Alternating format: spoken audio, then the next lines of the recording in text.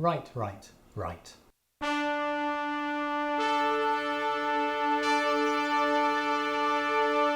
boy, so when I started scripting and filming this video at the end of March, back then already we had more than a third of the world's population under some kind of restriction of movement or lockdown. And at the same time we had a lot of conflicting messages going around about what to do.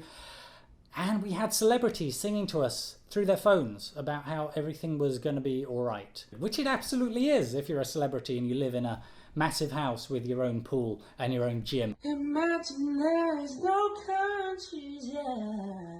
So I decided it might be useful to make a video about some of my own experiences working from home, which I've done now for about 9 years in one form or another, and remote board gaming and tabletop gaming and that sort of stuff, because that is something that I do know about and that I could contribute maybe just even a little bit toward. Nothing to kill or die for. And so before I say anything else and get to any of the juicy and hopefully useful things, the messaging where you are may be bullshit. It turns out that some of it is. So please, I can't believe that I have to say this, but you shouldn't drink bleach or try and insert lights into your own body. And trying to find a coherent thought in Donald Trump's brain is like trying to find a fart in a jacuzzi. It's not only almost impossible, it's just definitely not worth even trying. Stay strong. We're all going to get better at this. This is a crisis and everybody is bad in a crisis at first, and all that happens is we'll get better at stuff. And actually, while I'm holding a pandemic game, be nice to the people who make the pandemic games. They didn't know any of this stuff was going to happen.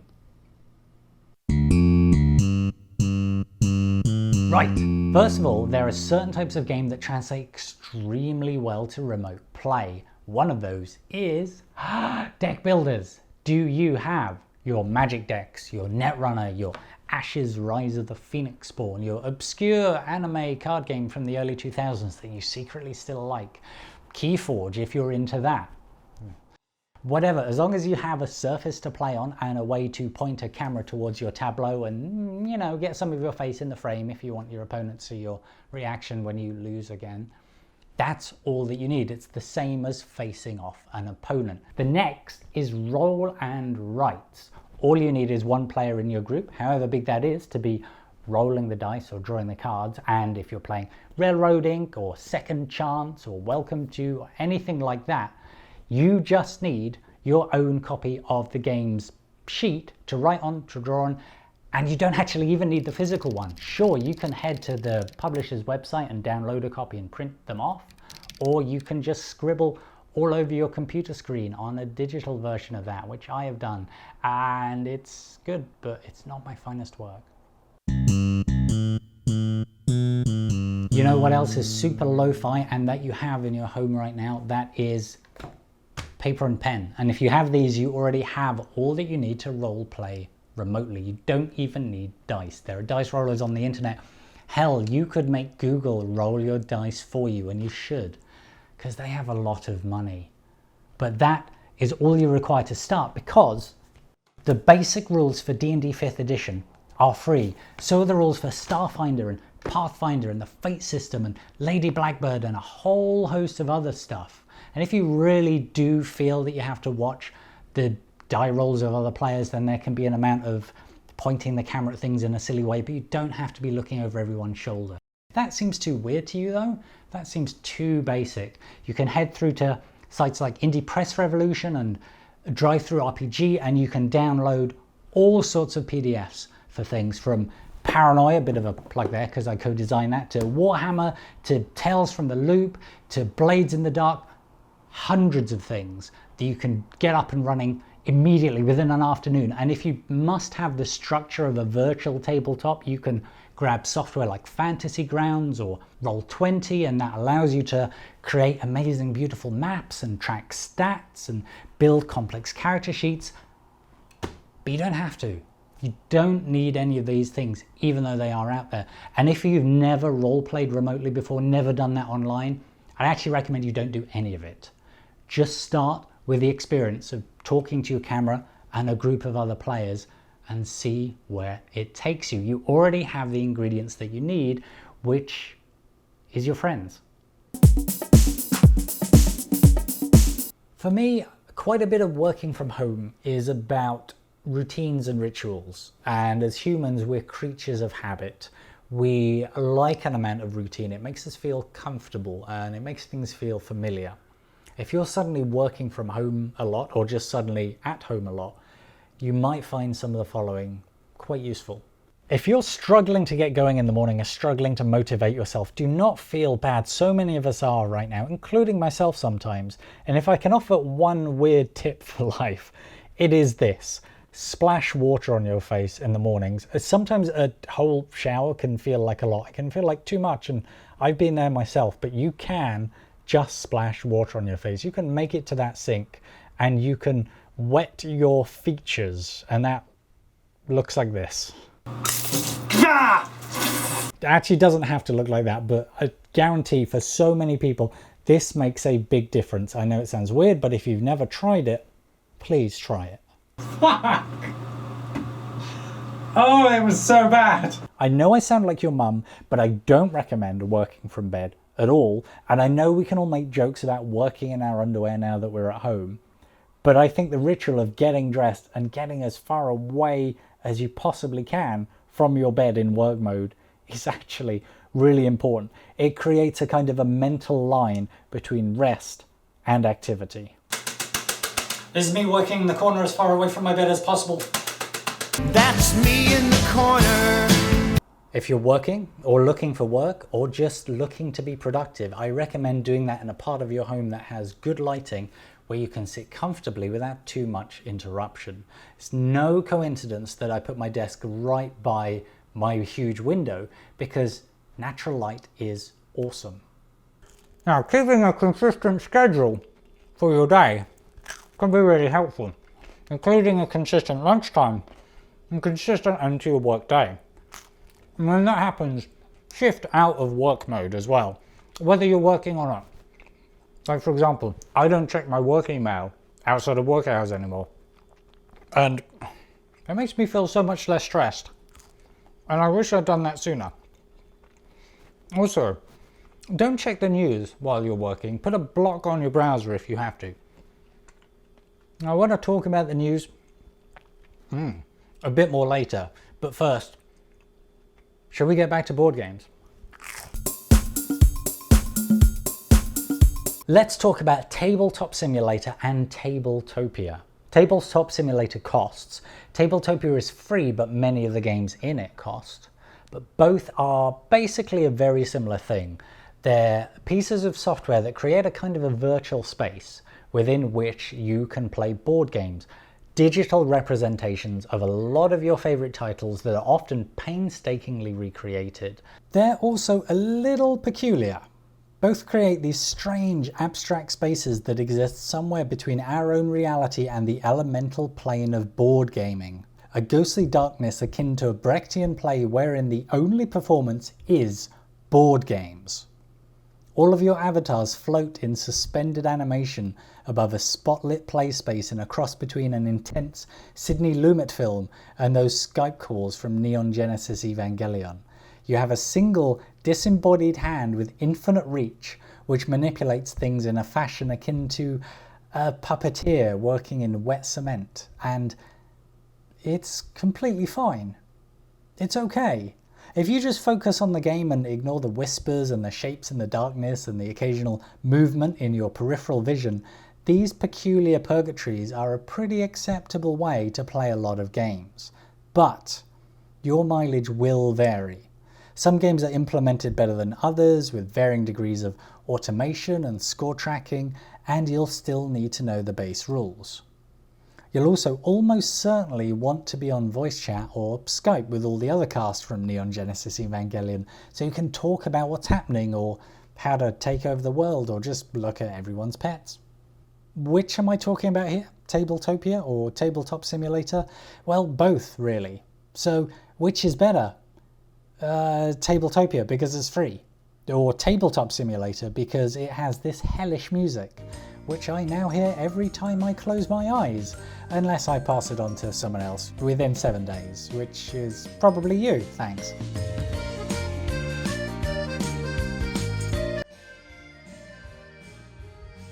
Both have huge libraries of games with varying amounts of simulation and tools to ease how you play, and both will need you to pay more money for some games, but not all of them. Tabletopia also has various subscription models that just unlock everything.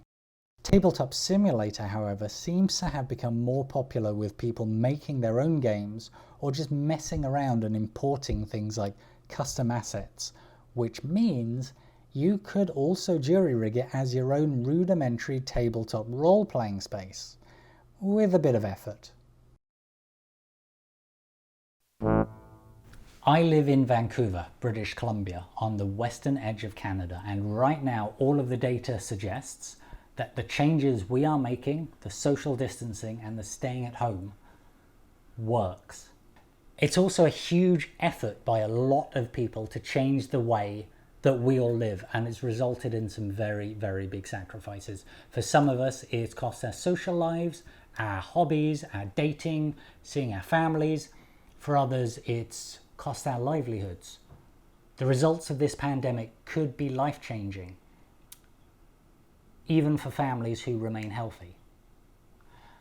So first, don't forget that the sacrifices that you have made by staying home are so important, and they make a very, very big difference to public health. As a person staying home, you may feel bored and helpless and frustrated, but you are directly contributing to public health.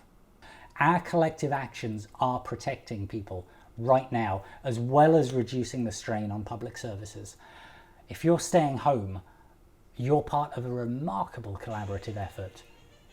You're performing a mass act of solidarity and tenacity. That's a really special thing. It's also okay to not feel okay. It is absolutely okay to take extra care of yourself during this time, and nobody should feel ashamed or feel bad about sharing how they feel. I encourage everyone who has the resources to check in on friends and family and see how they're doing. Our collaborative efforts are a reminder of how good we can be at supporting all of us and doing proactive, useful things that is not singing a John Lennon song into our telephone. And no religion too. We're lucky to live in a time where connecting to people, connecting with people, connecting people is easier than ever. Nobody needs to feel alone, and everybody deserves to feel good, including you, the awesome person who might be weathering a huge change to your life right now. Maybe you're a super outgoing extrovert who has a job in the service industry and all of that is suddenly gone, or you're a theatre manager who's had to close down, or you're a restaurateur who doesn't know when you'll open again. I believe even if this is a time when we can't see each other in person, it's a time when we can still reconnect and support one another. It's really important to take care of your mental health right now, and that's also something you can do from home. It's something you can do remotely. Perhaps now is the time for you to finally try those free guided meditations that have been made available by Headspace, or perhaps now is the time for you to try some kind of remote counseling or therapy, which can actually often be more affordable than in-person therapy. Therapy can be supportive and educational and even a very enlightening experience. And I say that as a person who's had a bunch of good experiences with therapy from the age of 17. It can help a great deal. It's not just about the large issues in life. It can sometimes be about the very, very small ones. And it can be about adjusting to a new way of living. It could be working through a challenging time. Even aside from any of that, therapy can just help you learn new things about yourself and about other people and what you really want, and move toward what is good and move away from what is bad. It can be incredibly empowering, and during a time like this, that could feel fantastic. Now could also be the time to try some kind of remote coaching. I'm talking remote yoga, remote personal training, remote fitness. My local martial arts place, Valkyrie, is now doing remote sessions that include mindfulness and meditation, personal training, remote martial arts, and a whole bunch of other fitness stuff. And if you can clear enough space in your home to lay out a yoga mat or similar and do sit-ups or stretches, that's all you need to get started. And physical health directly correlates with mental health. regular workouts can make you feel a lot better. If you can't run Tabletopia or Tabletop Simulator, there are other ways to get your board game fix online. They're a little less exciting and quite a bit plainer, but they still have their audiences, meaning you'll find players. And they do have the advantage of enforcing rules, meaning that they can help you to learn new titles. I'm talking about things like Board Game Arena, which has a whole host of titles from Takenoko to Tzolk'in and Hive, and then there's Yukata, which looks a lot more basic and also slightly yellowing, kind of like the accounts paperwork I did when I was a teenage clerk, but it has a big range of things from the joyful Machikoro to the complex Terra Mystica. Then there's Boitaju, which can also look a bit plain but host games like Agricola and Trajan. Then there's the online implementation of Spyfall. There's even a site called Board Game Core, which just hosts 4 games, but where you can play the complex and impossibly rare Food Chain Magnate. And special mention has to go to Dominion.games, the dedicated Dominion site, which lets you assemble all the Dominion combinations you could dream of, and it actually works really well. Now, I'd still recommend visiting all of these sites with a posse, with your friends in tow, but they're also all places where you could play with strangers if you need a game in the middle of the day, in the middle of the night. They have global audiences. The key thing about these sites is they just run in your browser. They are websites. They don't require you to have a fantastic PC. You can run them on your crappy old system or your second-hand laptop. And actually, no, the key thing about these sites is they're huge libraries of free games. And after talking about that free aspect, I actually feel kind of silly making a last-minute nod to board game apps. I'm a huge fan of the Carcassonne app, but there's countless apps out there for Lords of Waterdeep and Suburbia and Tokaido, and so many games that are very, very well implemented, but they all tend to cost. And even if they don't cost very much, I just described a huge collection of free board games for you.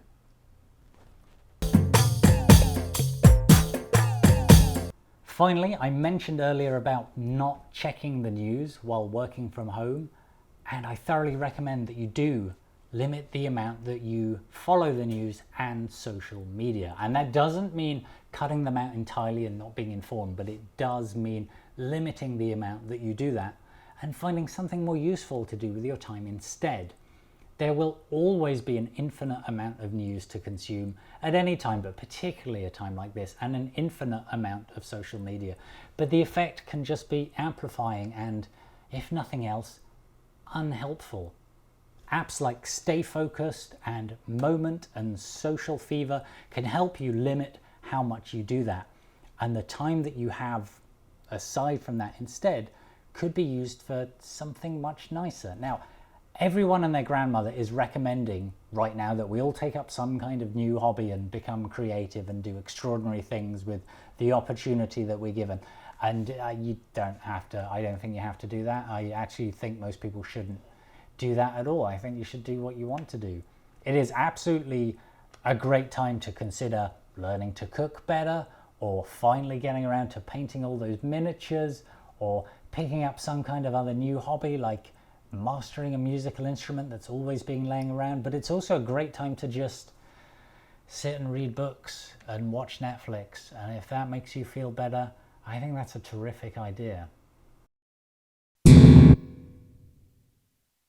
I believe that most people are good or great, and that together we'll not just manage, but we'll more than manage to be able to deal with what is happening right now, even if it doesn't quite feel like that at the start of all of this.